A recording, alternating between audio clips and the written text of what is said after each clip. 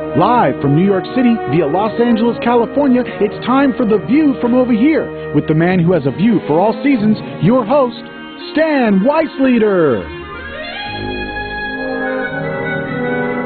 Hey there, everybody. This is Stan Weisleder on CRN.Talk. I'm in the studio with Malcolm Burman, our special guests and regular guests, Robert Hooks and Lorrie Marlow. But before we get to them, we have to do the news for the week.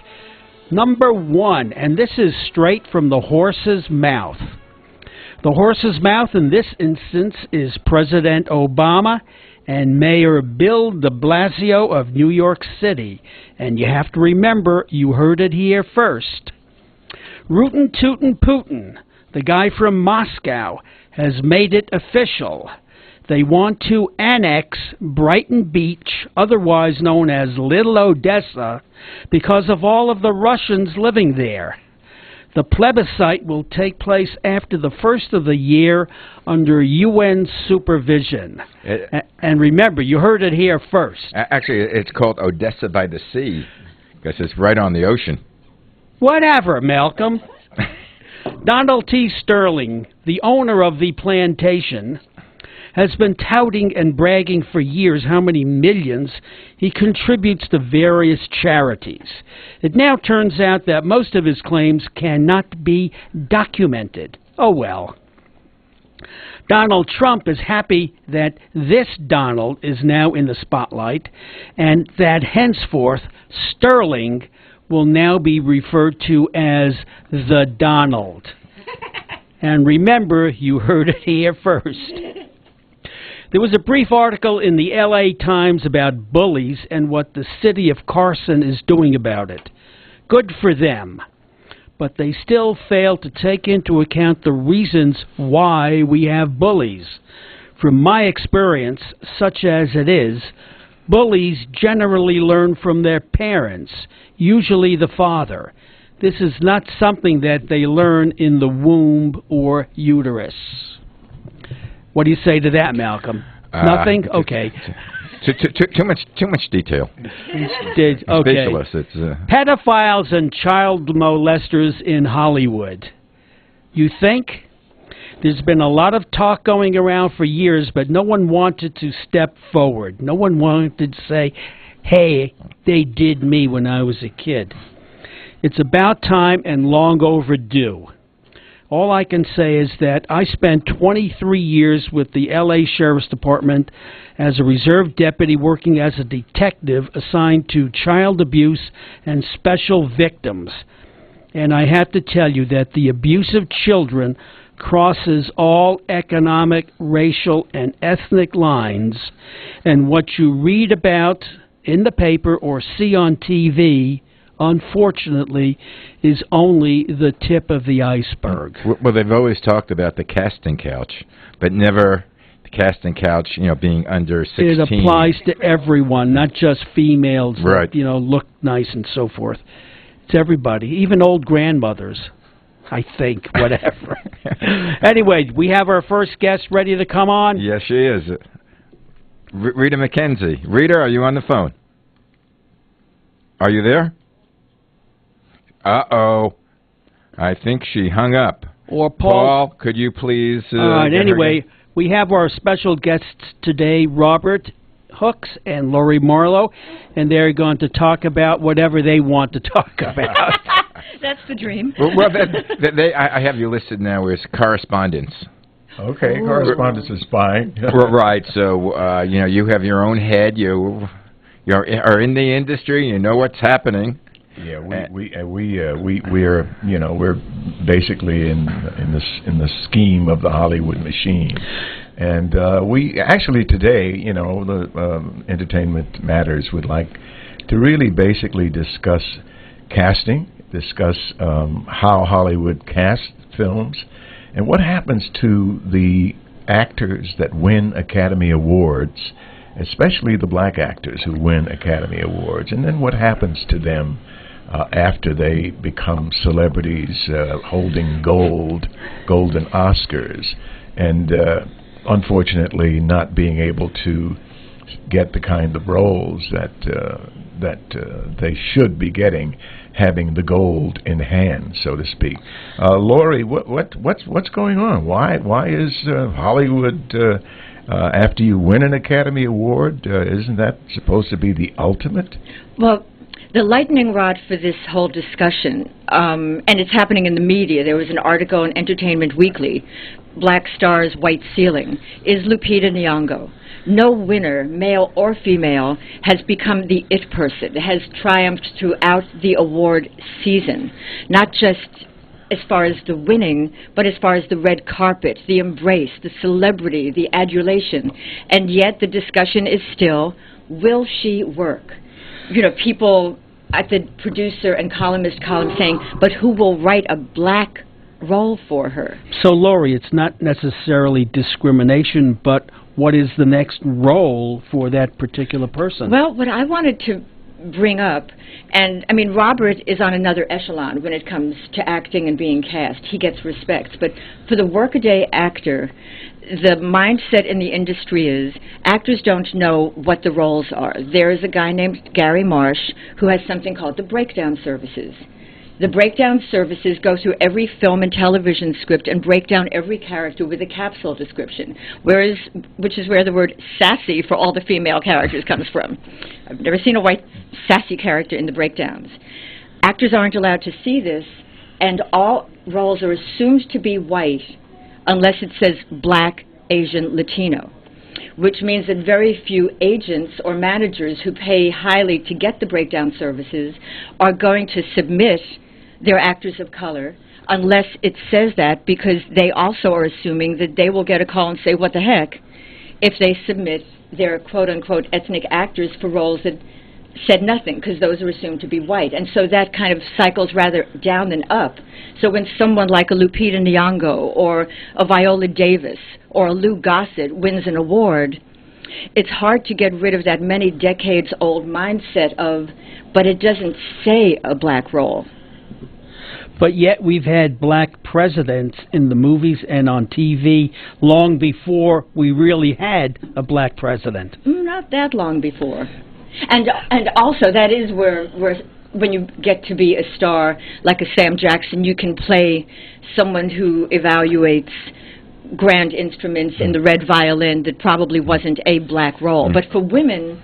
And that was a great movie. I really liked that movie. It was. I mean, for women, they had done a survey that said that the Screen Actors Guild found that people who worked the most were white males. After that, the percentage was black males who got to be the sidekick of the white male. Then there were white females who got to be a love interest or girlfriend of the white male, and maybe there was a trickle down to the black female, but the black males weren't getting relationships. And that's still, those figures, even as it applies to Academy Award winners of color, look at Cuba Gooding.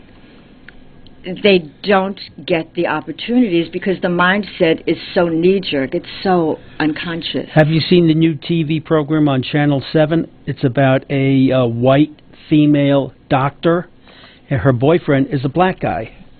I love that. No, what series is that? It's called Black Box. Oh, yes. Oh, yes. She's a super-duper shrink. Of course, it also means that she needs to be bipolar and taking her meds in order to qualify for a black boyfriend. Because what I love about her is that she's crazy. And she sees a shrink also. Right. It's a brand new show. And, yeah, it's been on only 2 weeks. Well, I have a question. My experience has only been New York and Los Angeles. And my neighborhoods I've lived in have been totally integrated. You know, where blacks, whites, Latinos are all interfacing on a daily basis. I don't know so much in the Midwest or different parts of the country whether there's so much integration, whether there's like a black section, a white section, a Jewish section, a Christian section, and they don't interrelate, and they don't mingle. Over here, we expect everybody to mingle. And yet then it becomes a matter of, does the media follow the masses and continue misogyny, homophobia, segregation, or does the media, even though it is on the coasts, lead? I mean, you see younger people mingling across all kinds of lines. So the talk as far as Lupita has been, media is behind where society is, because young women of all races admire her style and her intelligence, but the media seems to be behind that as far as wanting to cast her in simply a role, because society is there. Young people are there. I'm wondering what her next role is going to be. I understand it's amazing. She just won the Best Supporting Actress Oscar for a fantastic performance in 12 Years a Slave. And I understand her next job is going to be a character in the Jungle Book. She is doing a voiceover character in Jungle Book. That is her first booked job. Well, and there's the problem. I think a big problem. And, Lou Gossett faced it. I think Octavia Spencer and all of the actors that have won, black actors. That have right, but Lou Gossett was actually in another era, yeah, he was. Yeah, I mean, he can't. I don't know if you read the book. Wait a minute, he went to Lincoln High School in Brooklyn. Right. he lived in Coney Island. So but he had a book. An Officer and an Actor. Oh, yeah. Yes, no, I know the book. Right, and he talks about the first time, actually, he was in Beverly Hills, and he made the mistake of leaving the Beverly Hills Hotel and walking. And they jacked him up. Right. Up against the tree. Right, yeah. Why are you here? Why are you walking in Beverly Hills? Right. And it was, you're right. I'm casing the hotel. Right, exactly. But again, that was a different era. Absolutely. Well, and that's why it's so disappointing that now this same conversation for a phenomenon like Lupita is happening. The same conversation. Robert Lorrie question. The actress Zoe Saldana, Right. she's black, right? She's mixed. Mixed. Blackish. Okay. Now, she's been in a lot of roles. I mean, I see her, lots of times. She played in the movie Avatar, which was big, and I've seen her in so many different roles. And opposite white leading men. She works a lot. Yeah. She works a lot. She's also a wonderful actress, and she's beautiful. She's a gorgeous woman. She's one of those actresses, and I think that Gugu Mbata Raw, who is starring in the movie Belle that we talked about, is another one of those. You have trouble pronouncing those indigenous. Very, very difficult. Is Gugu? Is she featured, or is she the star of the movie? She is the title role. Yeah, it's a title role. Well, I have a really mundane question. Do you think her roles and her career would be enhanced if she had a more Americanized or anglicized name? Oh, no, she's already had an NBC series, Undercovers, with Boris Cujo. When it comes to Zoe Saldana, I think that in society and on screen, Asian women and light-skinned black women get to be honorary white actresses and have a relationship with a white leading man. So even though, as a friend of ours, a mutual friend, Francesca Miller, made the point that you could see during the award season, people like Matt Damon and pretty much every white actor that she ran across, you could tell that they would do a project with her. Right. That there was chemistry, and it wasn't a racial or jungle fever chemistry. It was chemistry. If the project were put together and producers would go for it, that they didn't have a problem having a noticeably black love interest. Well, I think the most important thing is the story. Well, the important thing story. I mean, there's so much story. stuff that gets made that is pure garbage. It doesn't go in the movie theater. It goes straight to TV. Okay? Straight to video. Anyway, straight guys, to video. It's time for a break. You're listening to The View from Over Here, heard on CRN Digital Talk Radio and carried on the World Wide Web at crntalk.com. And you can hear all back shows at www.viewfromoverhere.com. Plus, contact us. Stay tuned. We'll be right back.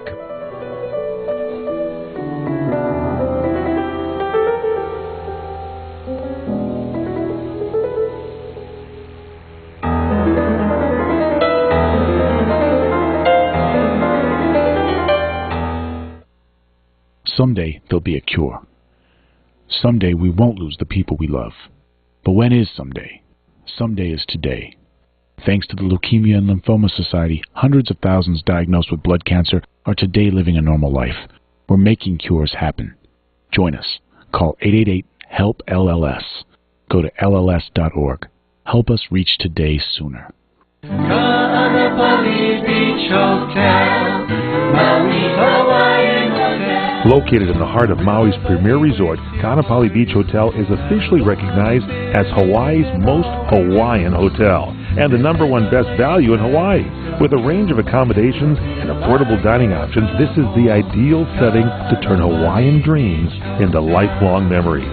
Live Hawaiian entertainment every evening, free year-round children's programs, weekly arts and crafts fairs, welcome breakfast, and departure kukui lei ceremonies add to the value. Swim in the whale-shaped pool. Indulge in the fabulous spa and hotel salon. Enjoy Hawaiian hospitality at its best at the Ka'anapali Beach Hotel. Call 800-262-8450 or go to kvhmaui.com. That's kvhmaui.com. Aloha. Ka'anapali Beach Hotel, Maui Hawaiian Hotel. The Trees, an epic novel by Stan Weisleder, told in the Godfather fashion, with 2/3 of the book taking place in Las Vegas and describing the transition from the mob to Howard Hughes to corporate America. This book is Las Vegas. Jim Santangelo from the International Brotherhood of Teamsters said, "I didn't grow up in New York or Las Vegas. I grew up in Jersey City, but I know everyone in this book. I loved it." Hal Rothbart, publisher, says, "I wish I had written it." The Trees by Stan Weisleder. Hi, this is Greg Hunter, the host who loves you the most on CRN Digital Talk. My show Nightside has famous guests, reviews of current attractions, films, plays, dining rooms, all the good things in life. That's at 9 on Sunday evenings. Once again, 9 o'clock Pacific Coast time, Sunday.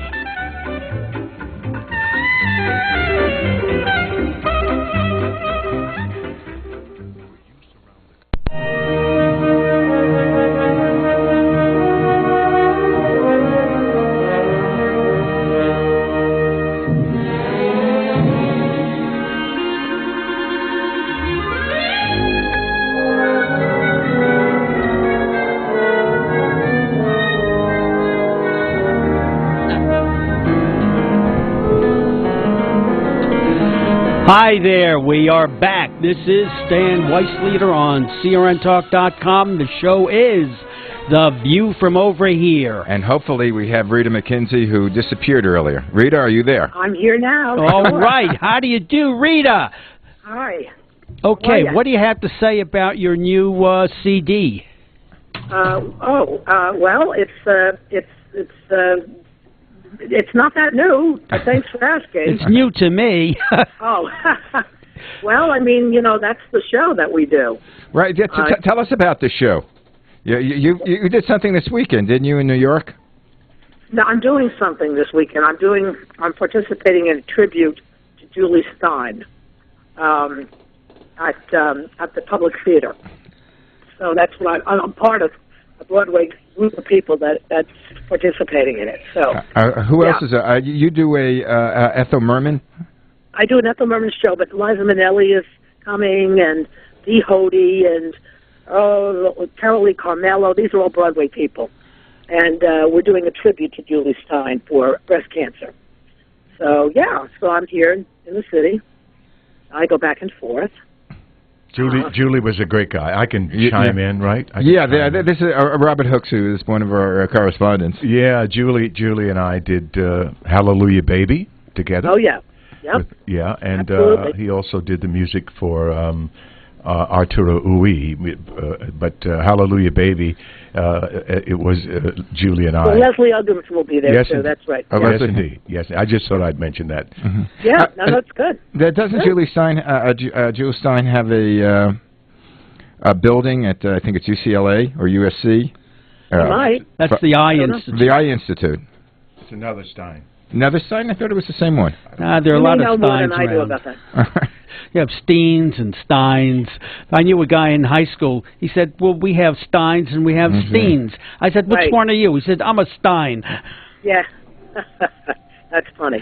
So after this, what is your agenda? Are you going to take the show? Oh, yeah, I'm going to London with the show.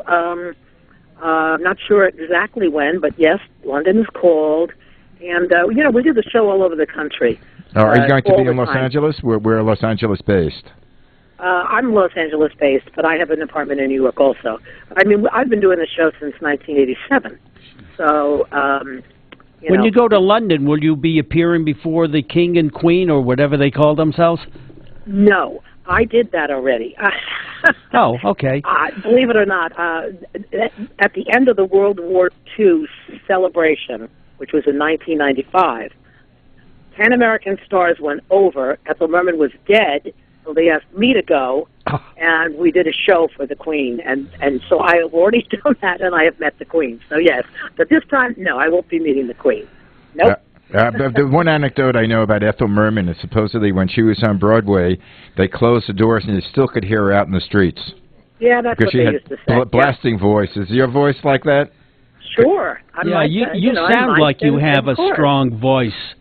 But I do 23 songs in the show, and I do 6 costume changes. So I'm a busy lady. Once I get going, it's a big show. I can imagine. Did you have a website that our listeners could go to?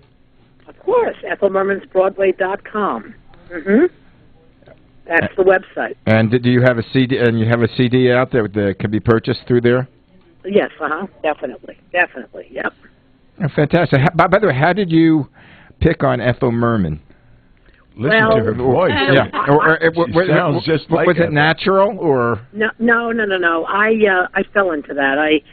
I always wanted to be Julie Andrews. I mean, that's growing up. She was the ingenue got the guy, and I thought that would be a great idea. But whenever I was cast, it was always in one of the roles, either a comic role or I guess I was doing Babe and Pajama Game, and the reviewer said, "Wow, she's like a young Ethel Merman." And I thought, "Oh God, that's not good," because Ethel was alive at the time, And I guess it just happened after she died. My writing partner said, we should put something together because I was going up for Broadway shows, but I didn't have any credits. And he said, "We've got to get you on the boards. We've got to let people see you." So he said, "Let's find a show. Let's write a show." And he said, "Let's do a show about Ethel Merman." I said, "Oh no, I don't want to do that."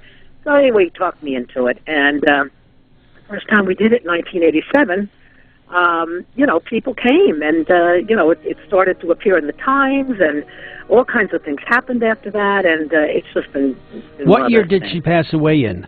84. So you came along at the right time, a good replacement. I guess so. I mean, I never wanted to replace her. When I figured it would be 6 performances and over, but it just has not been that way. It's 6 performances and 25 years later. And she has such a great fan base. 4 bars and off. Annie Miller used to say that, But I've done other things, a lot of other things. Anyway, Rita, our time is up. Okay. Especially when you come into LA, we'd love to have you in the studio. And you can sing to us. What's that? And you can sing to us while in the studio. Right. I don't know if they say, but break a leg. Oh, thanks. And thanks very much for coming on the show.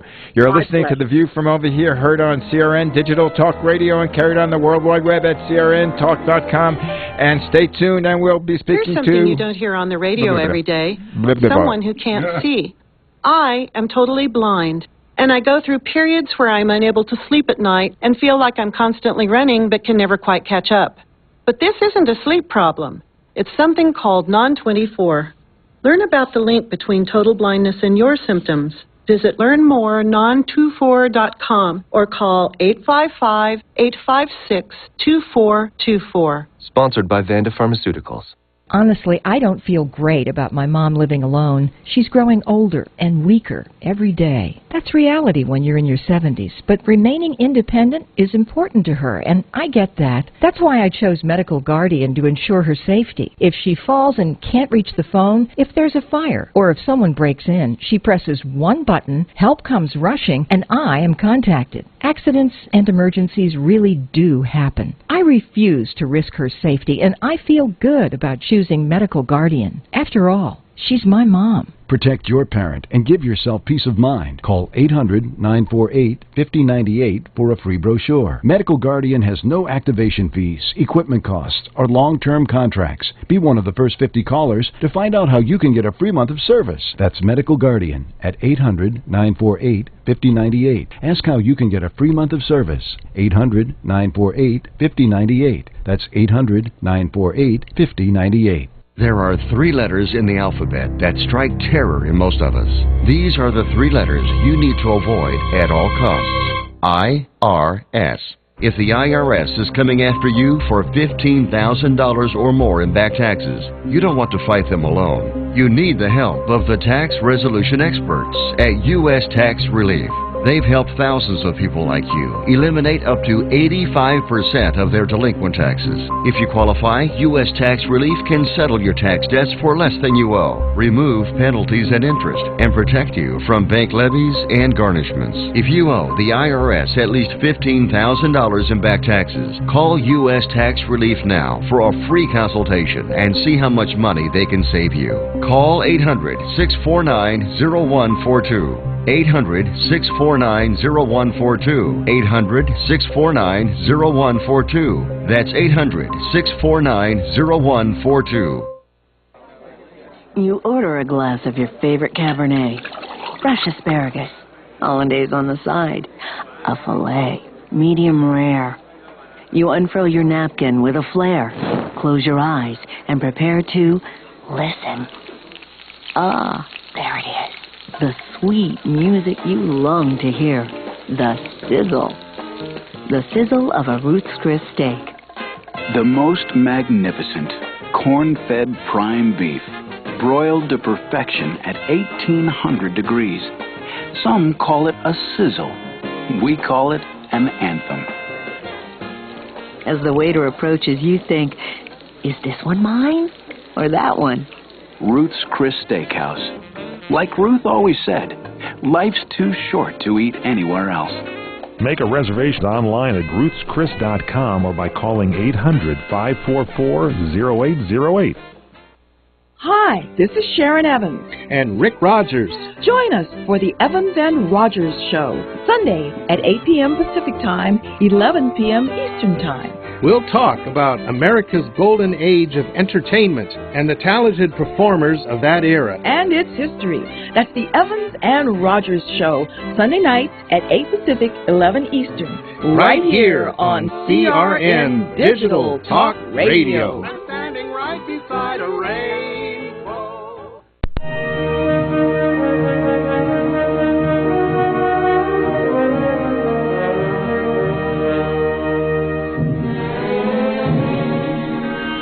Okay, we are back. This is Stan Weisleder on The View from Over Here on CRNTalk.com. I'm in the studio with Malcolm Burman, our special regular guests, Robert Hooks and Lorrie Marlow, and our guest right now is Stephen Baldwin and Christopher Shawn Shaw. Shawn Shaw, that's a tongue twister. Yes. Stephen, are you there? It's just Stephen. That's pretty simple. Oh, it's just Stephen? Okay. So Christopher, I was having fun with you. Well, that's what most people do. They pull my leg and other parts as well. Okay. Anyway, I understand that Robert Hooks knows you from some past early life. How are you, Stephen? It's Robert Hooks. We worked together on Fled, which Kevin directed. How are you, brother? I'm just fine. You? I'm fine, Stephen. It's good to hear you, buddy. My gosh, wow, great to hear you. You sound well. Yeah, we're in the studio talking about the entertainment industry, and I heard that Stephen Baldwin was going to be on. I said, that's my man. I know Stephen. Get out of here. Hey, Stephen, why don't you tell us about that movie that you just made or is coming out? And we were discussing it before. Is it anything like based on the life of Marjoe Gortner? Well, I would have to defer that to Christopher to respond to that one. He's the brains behind this thing. I'm just one of the actors. Okay, so you have no brains. Okay, that's like me. I have no brains either. That's what my wife says. She says to me, "How can you be so stupid? Why are you so stupid? I told you that's the way to do it. You don't listen to me." I get that all the time. And anyway, my Chris, my wife is Brazilian, and she just says to me, "Oh, you're so American." What's the movie, Stephen? I'll let you tee it up, Chris. Go ahead. Sure. The movie is called Youth Group. It's not filmed yet. We're actually in the fundraising phase, and we actually have a live crowdfunding show planned for this Friday night at the Creation Museum in Northern Kentucky. It's called A Night of Comedy and Short Films Fundraiser, and we're going to have Stephen there and Christian comedians, and we're going to reveal a little trailer we put together for the project, but it's not filmed yet. And what's this story about? Youth Group is about a youth pastor who's kind of an older youth pastor, played by Thor Ramsey, and he strays away from his calling to get an endorsement, a book endorsement from a megachurch pastor. So he goes for a job at that church so he can be near that megachurch pastor, and he actually ends up falling for the senior pastor's eldest daughter. So what could possibly go wrong? Well, just about everything. While you're talking about religion or religious matters, have you seen the show Book of Mormon? I have not. Have you heard about it? Of course. I don't think so. Yeah, I'm very aware of it. I live in New York, and I know it. I know all about it pretty well. Well, going back to what we were talking about, there was a documentary on this evangelistic preacher, Marjo Gortner. And Marjo, I think, became a preacher when he was like he's a little kid. Before he was a teenager. You know, he was like a Michael Jackson type of character. And he said eventually, he took his movements on the pulpit. He imitated Mick Jagger. And he would go around, and he would reveal how he really wasn't sincere about what he was doing, and eventually became an actor. So that story reminded me of your story. I'm pretty sure I saw that documentary several years ago, probably over a decade or two ago. Probably something in the 70s. Yeah, I think I did see that. No, this isn't like that at all. This is about sincere believers in Jesus Christ. They just have some certain peculiar methodologies and strategies to get people in the pews.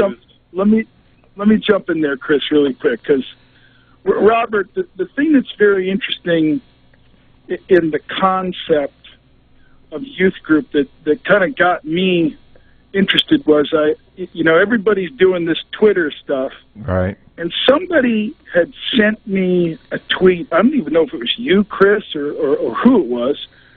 But somebody sent me a tweet with a video link to like a little teaser trailer to this concept these guys had for this thing called Youth Group. Right. And, I've been doing mostly faith-based stuff in the last 6 years and really kind of itching and trying to find stuff that was kind of cool and fun and different, not any of this stuff that's, from my perception, I'm somebody coming out of Hollywood getting into the faith-based stuff as far as making movies and all that. Right. A lot of it's that pretty cheesy, conservative kind of stuff, and it didn't speak to me so much. Right. What Thor and Chris have put together is really something from that perspective. Is first of all very funny. It's authentically funny stuff that they've written in the story and the screenplay and all of that. Right.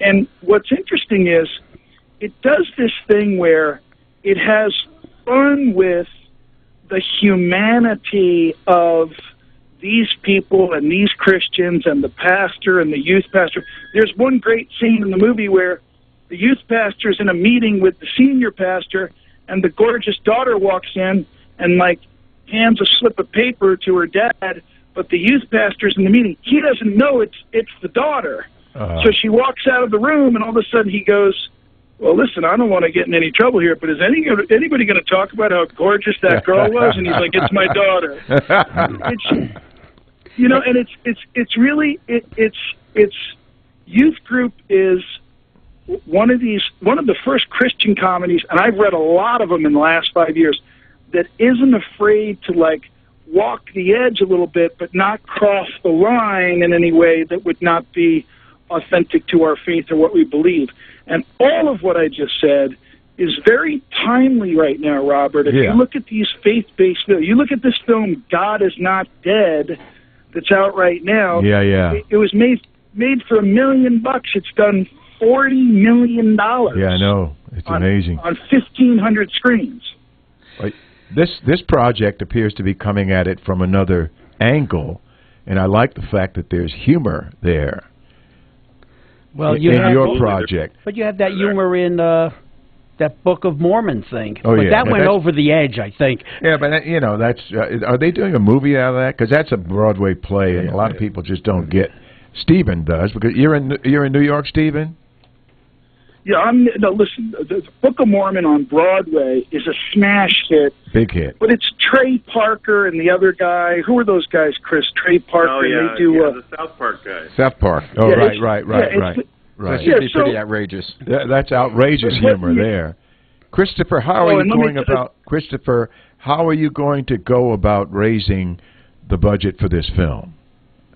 Well, aside from traditional investments, which we're looking into, we're embarking on live comedy shows that are a live crowd fund to, bring some people comedy, show them the trailer that we did, and help have them pitch in that way. Small investments as well as any large investments? Correct. How much are you looking to raise in the aggregate? $1.5 million. $1.5 million, that's not bad. That's not bad at all. Yeah. Have you gone to any of the church groups? I don't know whether they contribute to this type of theme. We're working on that. Yeah. Hey, Stephen, I have a question for you. You have a whole bunch of brothers in the same business as you. Do you guys get along all the time when you meet? If you meet, like for family dinners? Absolutely, and until we start talking about Jesus.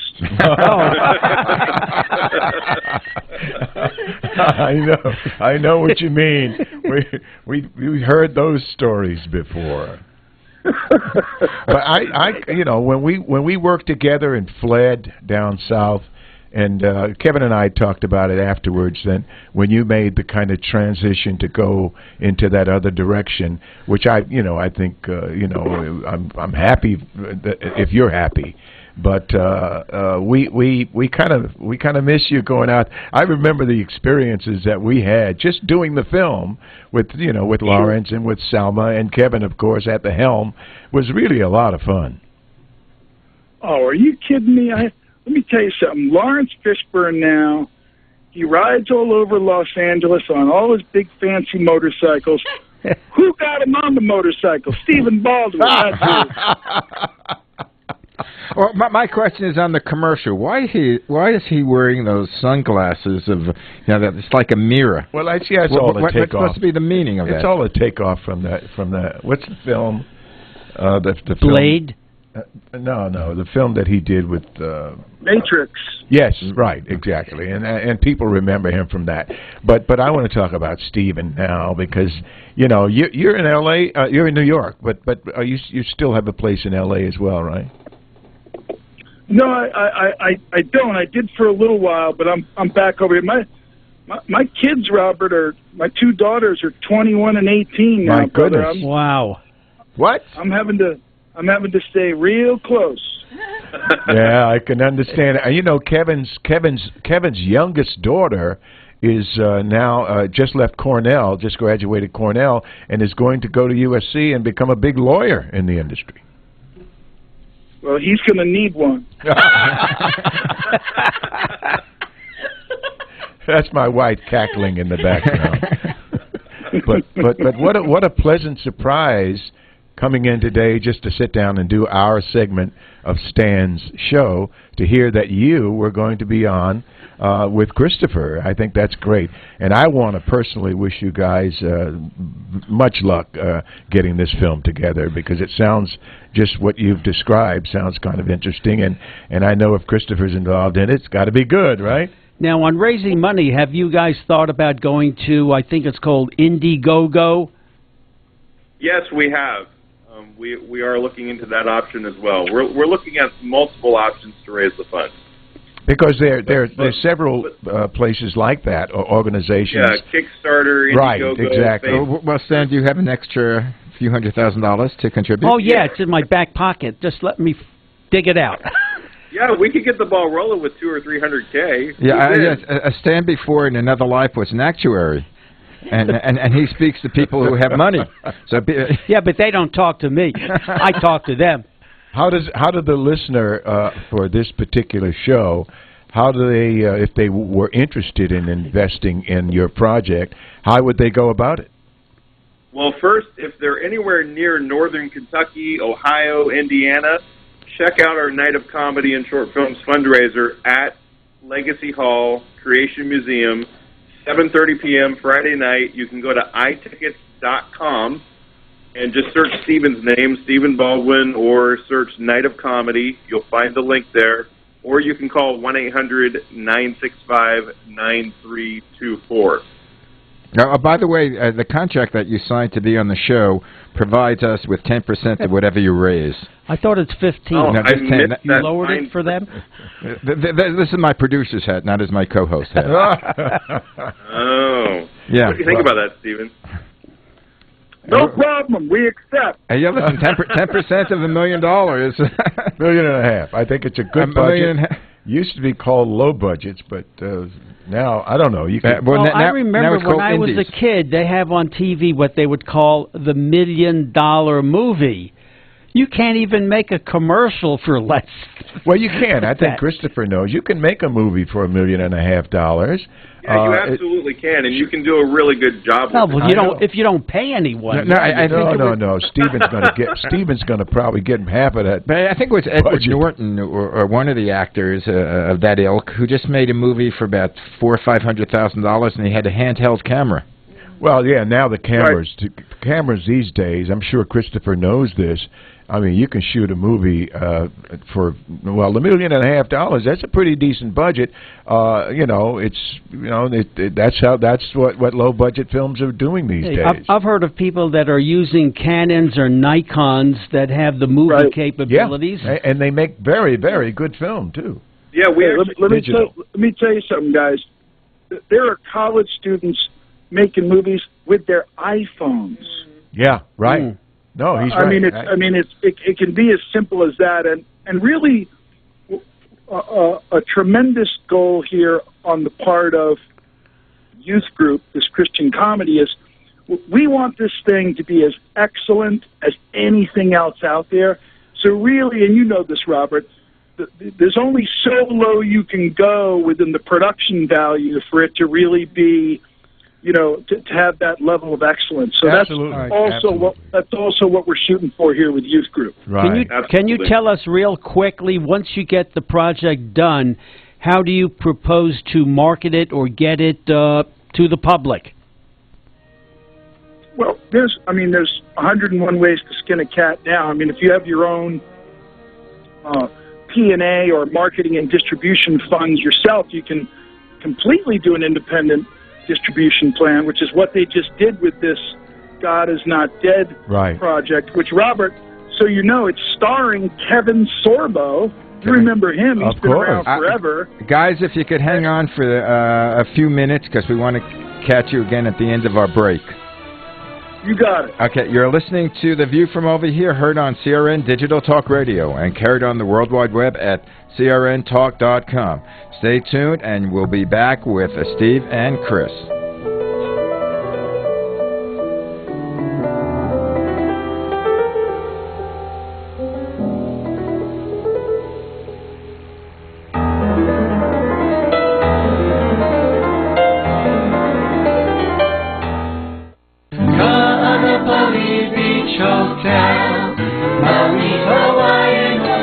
Located in the heart of Maui's premier resort, Kaanapali Beach Hotel is officially recognized as Hawaii's most Hawaiian hotel and the #1 best value in Hawaii.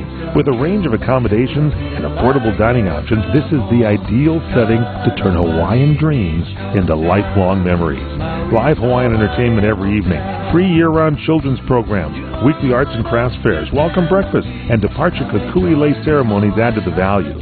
Swim in the whale-shaped pool. Indulge in the fabulous spa and hotel salon. Enjoy Hawaiian hospitality at its best at the Kaanapali Beach Hotel. Call 800-262-8450 or go to kbhmaui.com. That's kbhmaui.com. Aloha. Kaanapali Beach Hotel, Maui's Hawaiian Hotel. How deep in debt are you? $10,000? $15,000? Maybe even more? And every day that goes by, you know what happens. Your debt gets larger and larger and larger. Well, if you've had it with your mushrooming debt problem and the stress it is causing you, make this free call today to the Debt Solutions Network. One quick, no-obligation call is all it takes for one of our partner companies to show you how they can help you get out of debt. So if you have $10,000 or more in combined debt and you want to learn how you can solve it, make this free, no-obligation call now. 800-814-5108, 800-814-5108. If you are in serious debt, you have to get out of it and fast. Call my friends at the Debt Solutions Network now.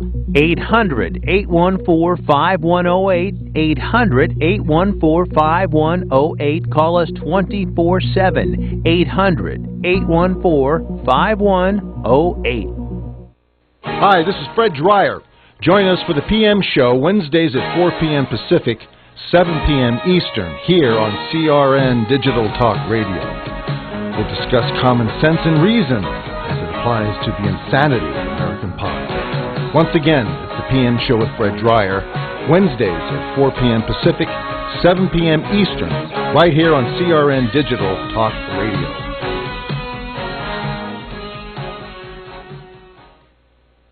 As a small business owner, there's one word that you absolutely dread: payroll. For small businesses, it's a big burden. You may think you're saving time and money doing it yourself. But come on, are you? Timesheets, processing checks, calculating taxes, a total waste of your time. Paychex simplifies payroll processing, saving you time and money. Submit your payroll online, fax it in, or call your dedicated Paychex payroll specialist. And you're done! Learn more at trypaychex.com. Come on, do the math. The IRS dishes out 8 million penalties a year. Make one mistake and you're on the hook. On average, you're losing nearly 1 business day every month doing payroll. That's time and money you'll never get back, unless you get Paychex.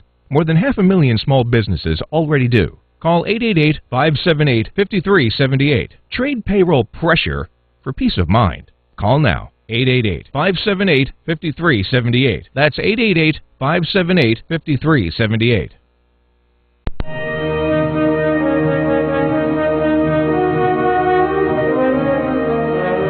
We are back for our final segment on The View from Over Here. In the studio, Malcolm Burman, Robert Hooks, and Lorrie Marlow. Stephen Baldwin and his associate, what's his name again? Christopher. They're gone now. Shaw. Okay, Christopher Shawn Shaw. Anyway, we only have a few short minutes, guys. Tell us where we could reach you again. Your email. What's that? Tell us your website. Yeah, how do we reach you guys? You guys have a website or what? Or, where do we get a hold of you? Facebook page? Yes. Home telephone number? Facebook, you can do filmmaker Christopher Shawn Shaw. You can email me, directorcss@icloud.com. Hey, Chris, I have to tell you, when I first tried to look you up on the Internet, I put in Christopher Shawn, and you know what I got? I got a black dude with dreadlocks. And I said, geez, that's the producer. And then somebody, no, you have to put in Shaw also. That's right. Well, I personally want to wish you guys a lot of luck with the project. Yeah, and by the way, if you number one, if you're ever in L.A., we'd love to have you on the show live. Yeah, none of this telephone nonsense. And we'd love for you to check in to, see how you're doing. Excellent. Well, thank you so much. Stephen, take care of yourself. Yeah, buddy. guys. Hey, God bless you guys. Thanks, Stan. Thanks a lot, Robert. You guys, thank you very much. And be looking out for youth group, guys. It's And gonna stay be a in hoot. touch. You bet, Stephen. Stay in touch. Even when you become famous and are on top of the world, remember us poor people down on the bottom. He is famous already. I mean, famous. More famous than his other brothers. Uh-oh. You just started an argument. No, actually, Stephen is the only Baldwin I ever worked with, but I admire them all. Thanks again for being on the show. Anyway, guys, it's time to wrap it up for this How week. much time do we have, Malcolm? I don't know. How much time do we have, Paul? He's getting his notes out. We have 60 seconds. 60 we have 30 seconds. I don't know. We have Real 60 quickly, I know Lorrie and Robert, you guys saw the new movie Belle. Yes. Tell us quickly, how do you recommend it to our listeners? Oh, absolutely. Lorrie? So very highly. The ad campaign makes it appear as if it's a Jane Austen-esque kind of women's movie, but it is a legal thriller. It intertwines a personal story of a mixed-race girl who was rescued from slavery and put into her rightfully upper-class British background with a legal test of slavery, the Zonge ship. Are humans cargo, or are they humans? Yeah, you don't get any of that from the trailer. Belle is a legal thriller. Anyway, guys, I'm sorry we're going to have to cut you short because it's the end of the show, and I don't know whether we're scheduled for next week or not, but we'll talk about that after and let the people know. It's always great to be with you guys. And you make great coffee. Yeah. and I'm in love with Belle. I saw her picture and... Oh, yes. And it's a wonderful film. I'm in love. Don't tell my wife, but she doesn't listen to the show. Anyway, guys, thanks for joining us. You're listening to The View from Over Here, heard on CRN Digital Talk Radio and carried on the World Wide Web at crntalk.com. And you can listen to us at www.viewfromoverhere.com. And we won't see you next week. But we'll speak to you next week. I'll be here next week. No, we'll speak to them, but we won't see them. Actually, okay. They can see us. We can't see them. Anyway, have a good week. See you then. Bye.